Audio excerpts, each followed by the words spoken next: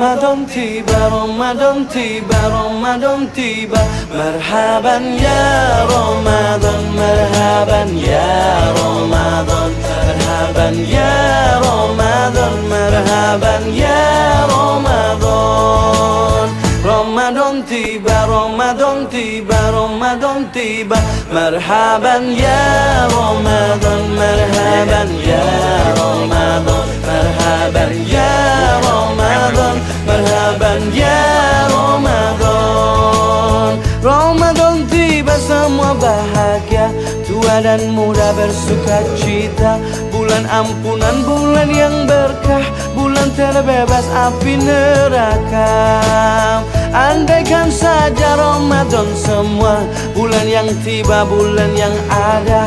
Karena besarnya setiap pahala yang dijanjikan kepada kita. Marhaban ya Ramadan, marhaban ya Ramadan, marhaban ya Ramadan, marhaban ya Ramadan. Dalam bersahur ada pahala, dalam berbuka alangkah indah. Menahan diri, menahan lidah, menjaga hati, menjaga mata. Banyakkan amal hari-harinya, pahala datang berlipat ganda. Berlomba-lomba untuk ibadah, dunia bahagia surga nantinya. Ramadan tiba, Ramadan tiba, Ramadan tiba. Ramadan tiba, Ramadan tiba, Ramadan tiba. Dan semoga setiap jiwa diberikan ampunannya. Dan semoga hapus semua kesalahan setiap jiwa. Marhaban ya Ramadan, marhaban ya Ramadan, marhaban ya Ramadan, marhaban ya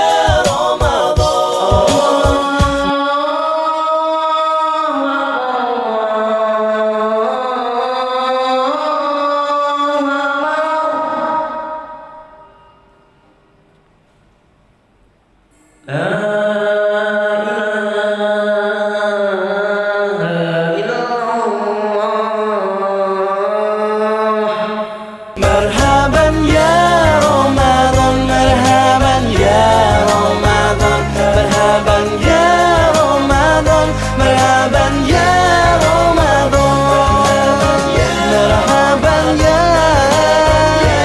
Ramadan,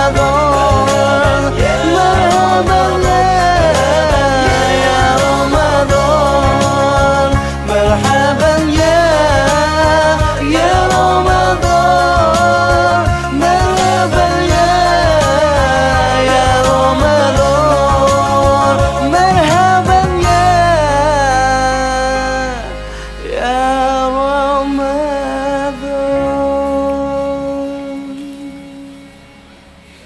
Nabi perintahnya apa?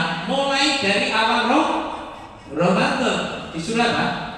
Menghidupkan malam-malam Ramadan. Jenengan pun untuk Lailatul Qadar, masya Allah luar biasa. Karena Allah itu akan mencatat kebaikan yang luar biasa pada malam Lailatul Qadar. Lebih baik daripada 1000 bulan. Lah 1000 bulan kira-kira umur tahun ini nggih kurang luwih 83 tahun. Dan jenengan kok upamane untuk Lailatul Qadar terus potensi mlebu swarga nggih. Nggih mboten? Nggih.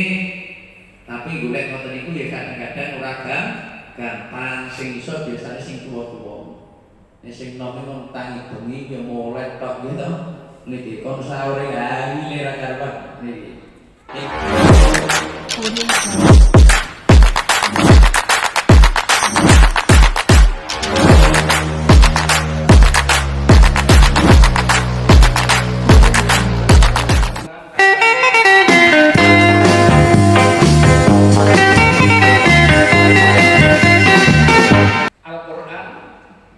Hubungannya puasa Ramadan dengan Al-Quran.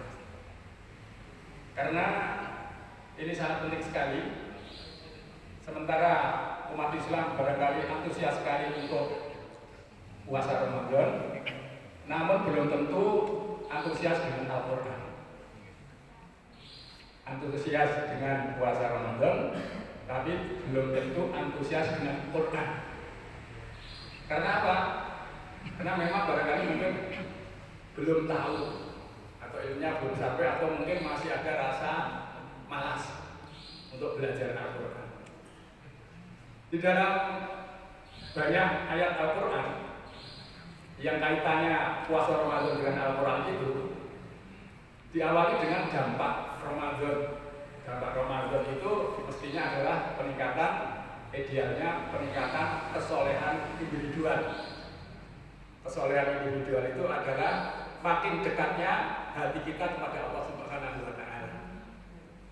24 jam itu kita realisasikan Islamiyatul Hayat, Islamisasi kehidupan. Apapun bernilai Islam, petunjuk Quran dan Sunnah. Sehingga kita tidak ada tabir, tidak ada penghalang hubungan kita dengan Allah Subhanahu wa Ta'ala. Karena manusia hidup di dunia itu banyak halangan yang menjadikan tabir kita dengan Allah itu hubungannya terganggu, termasuk kesibukan dunia, kesibukan dengan keluarga, kesibukan ekonomi dan lain sebagainya, kesibukan untuk kesenangan, itu nanti akan membuat tabir antara diri kita dengan Allah. Yang kedua adalah kesalahan sosial. Kesalahan sosial itu adalah meningkatnya rasa kasih sayang sesamanya, sama umat Islam atau sesama makhluk hidup, itu akan menambah di dalam kasih sayang. Kemudian di antara kesalahan individual itu yang terkait dengan Al-Quran, puasa Ramadan itu, di dalam Al-Quran surat 185 Allah Subhanahu wa Ta'ala berfirman, a'udzubillahi minasyaitonir rajim. Syahrul Ramadan, bulan Ramadan, alladzi unzila fihil Qur'an. Alladzi yang, alladzi itu maknanya yang, unzila diturunkan, unzila diturunkan atau telah diturunkan, karena memang telah diturunkan, yaitu fihi, di bulan itu, Al-Quran, yaitu kitab suci Al-Quran, kitabnya orang Islam. Hudan linnas, hudan itu sebagai petunjuk, linnas bagi manusia, linnas bagi manusia, tidak hanya khusus. Allah berfirman tidak hanya khusus bagi umat Islam saja, tapi bagi manusia, karena di dalam Al-Quran banyak mengandung ilmu pengetahuan dan teknologi. Ilmu pengetahuan dan teknologi. Bahkan orang-orang sebelum Islam itu, atau orang-orang non-Muslim, saking pinternya, para dokter, para teknokrat, itu membuktikan kebenaran Al-Quran, sehingga itu sebagai jalan untuk menjadi mu'alaf. Nah, lagi ini kan Islam turunan. Orang tahu bahwa bisa kan buat penelitian di Quran. Makanya biar bapak itu Islam, bisa Islam. Tapi kalau pinter-pinter itu agak penelitian itu kemudian ketemu. Nah, ketemu antara ilmu pengetahuan yang dia geluti, biasanya itu mentok. Ilmu dhuwur, tapi enek problematika yang iso rampungke. Nah, itu. Di dalam berita media sosial itu ada dokter kandungan, kantor Pak Nuk, dokter Pak Nuk. Dokter kandungan itu ada pasien dua, kemudian melahirkan, itu keliru. Nah, biasanya anaknya itu lanang dan wedok, dua itu lanang dan wedok. Nah, siji semua ibu itu merebut, pokoknya ya lanang itu anakku, rebutan. Nah, itu yang teledor adalah perawatnya. Pada waktu lahir itu teledor. Orang ini, si ibu ini lahir si ibu ini lahir, akhirnya geger, jadi problematika. Kemudian kebetulan di rumah sakit itu ada dokter Muslim. Maka kemudian dokter yang membawai atau membidangi kelahiran itu tanya kepada dokter Muslim. Dokter Muslim jawabnya malah mudah, sedot aja asinya ibu, dua ibu itu. Sehingga nanti nite menek kalau menyapa tapi nilai nutrisinya banyak, itulah yang ibunya laki-laki. Jadi dalam Quran kan bagian laki-laki itu 2, bagian perempuan 1. Bagiannya kan orang dalam Al-Quran. Ternyata betul. Setelah diambil asinya, kemudian di lab, ternyata nilainya salah satunya adalah nilai kandungan nutrisinya lebih banyak daripada yang 1. Maka itulah ibunya yang laki-laki, bayi laki-laki. Kemudian yang tidak cukup itu tapi di DNA, tapi cocok juga setelah di DNA. Akhirnya apa? Dokter itu tadi yang muncul, kemudian muncul iman karena ilmu pengetahuan. Jadi kalau kita belajar tafsir at-Tahrir urut gitu dalam manhaj kita di Muhammadiyah itu dengan 3 metode bayani, ya, dengan metode bayani, burhani, irfani, pemahaman tekstual bahasa, kemudian pemahaman dengan akal, dan pemahaman dengan hati. Itu runtut sekali. Allah yang menciptakan manusia itu sangat rinci sekali, sangat teratur dan harmoni. Tapi yang tadi lama, maksudnya lama itu bahas ayat Ar-Rahmanir-Rahim itu seminggu sekali, tafsirnya itu setengah tahun belum rampung. Jadi Allah menciptakan manusia itu sudah diterapkan dulu fasilitas oleh Allah, dan menyiapkan fasilitas itu sendiri ada tahapannya, terinci. Tahapannya termasuk teorinya Kaplan atau Big Bang itu. Ketika bumi ini akan dijadikan alam raya ini,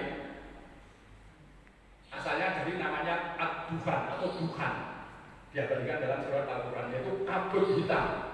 Kabut hitam yang pekat, panas, kemudian berputar cepat, kemudian memisahkan diri, kemudian mendingin menjadi planet-planet. Itu ada di dalam Al-Quran. Sampai kemudian Allah menciptakan makhluk hidup yang sederhana, rumput-rumputan.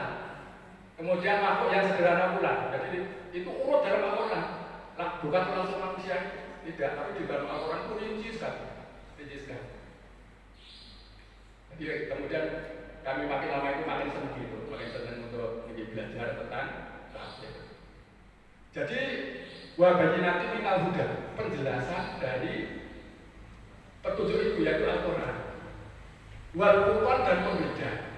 Pembeda itu maksudnya adalah pembeda yang baik menurut indikator Al-Quran dan Sunnah, dan indikator yang tidak baik, yang menyelisihi Al-Quran dan Sunnah. Ini ayat ini panjang, di dalam surat Al-Baqarah 185 ini panjang. Setelah menjelaskan tentang Ramadan itu turunnya Al-Quran, kemudian dijelaskan caranya puasa.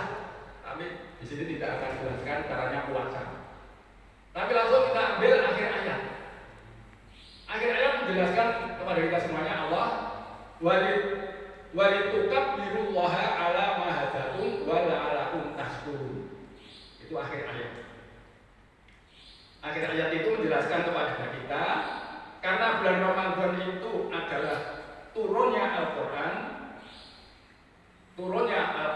kemudian diperintahkan oleh Allah atas turunnya Al-Quran sebagai petunjuk tadi, dijelaskan tadi, itu agar kita ini walitukabirullah, dan hendaklah kamu mengagungkan Allah. Walitukabirullah, dan agar kalian mengagungkan Allah. Alama atas apa yang hadakum, yaitu Allah telah menunjuki kalian, yaitu dengan Al-Quran. Wa la'alakum tashkurun, dan agar kalian itu tashkurun, kalian adalah bersyukur. Nah, gitu. Jadi di sini ada terkait sekali antara Al-Quran dengan puasa. Jadi puasa itu merupakan wujud syukur atas nikmat Al-Quran yang diberikan kepada kita semuanya. Sehingga pagi hari ini, sahabat-sahabat semuanya, ibu dan bapak, kita merasakan nikmatnya jamaah subuh. yang tidak semua orang mampu untuk bisa merasakan. Berarti kita ini manusia pilihan yang dipilih Allah untuk dapat merasakan nikmatnya jamaah subuh. Ini prosesnya beberapa masing-masing orang berbeda. Mungkin sejak dulu sudah sergap, tapi sergapnya baru sekolah itu mulai penyakitan terakhir sergap yang begitu ya.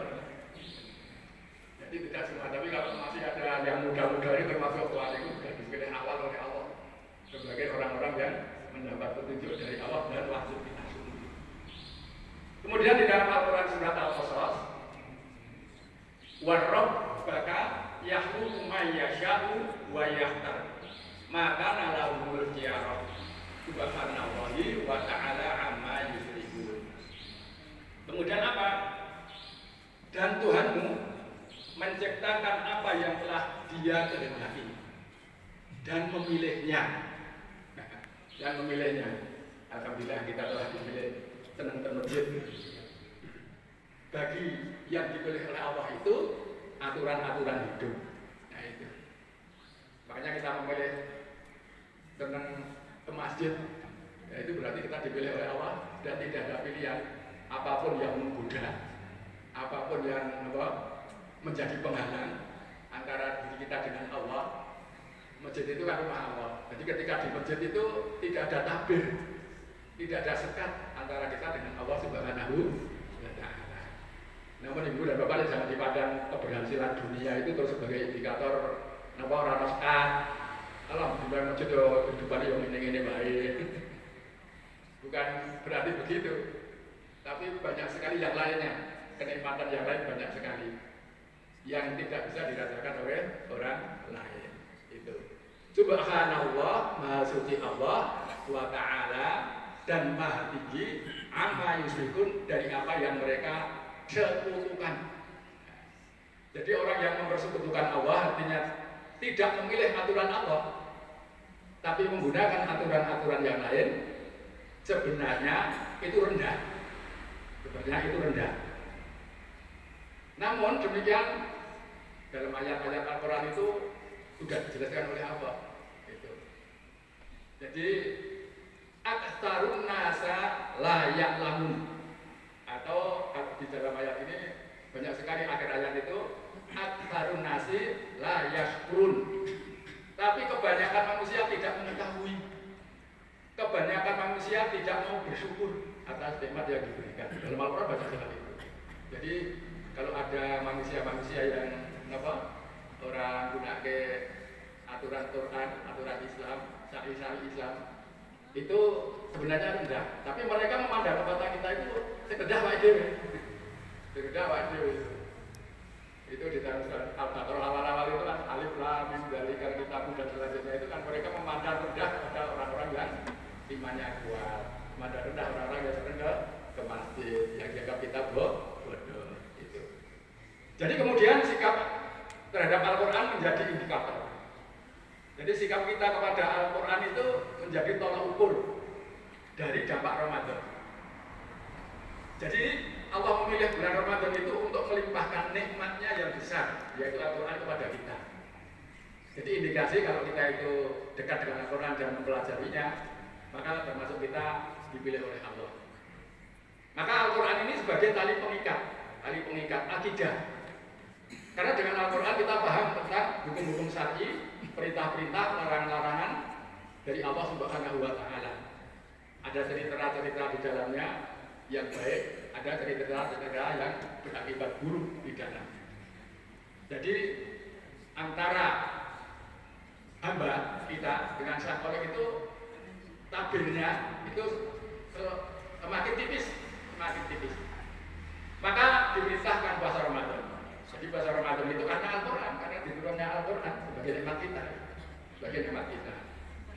Dan sebagai kesyukuran kepada Allah Subhanahu wa Ta'ala atas Al-Quran itu.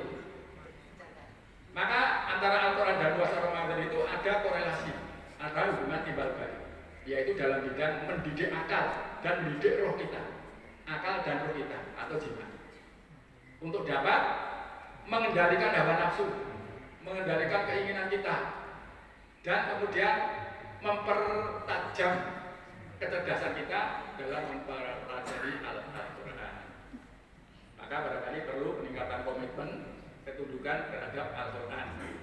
Ini sebagai tujuan puasa.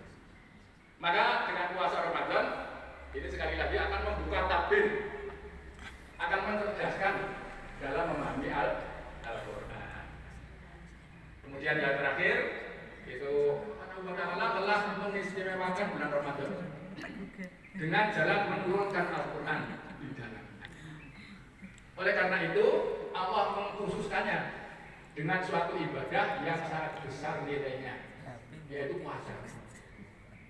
Puasa itu suatu senjata atau alat yang mencingkapkan atau membuka tabir-tabir atau sekat-sekat atau batas yang menghalangi manusia dalam mendekatkan diri kepada nur ilahi. Itu intinya itu. Maka dari itu, Jamaah Subur Rahimani Rahimahullah, mari kita belajar Al-Quran.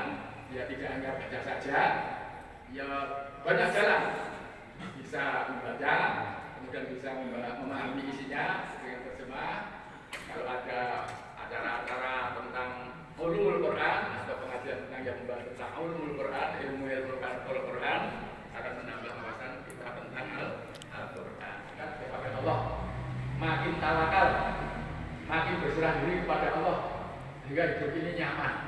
Apapun yang terjadi dalam kehidupan, bosan, susah, bosan, susah, diterima dengan lapang dada, hati ikhlas, karena adalah dari Allah Subhanahu wa Ta'ala. Penyakitan gitu kan.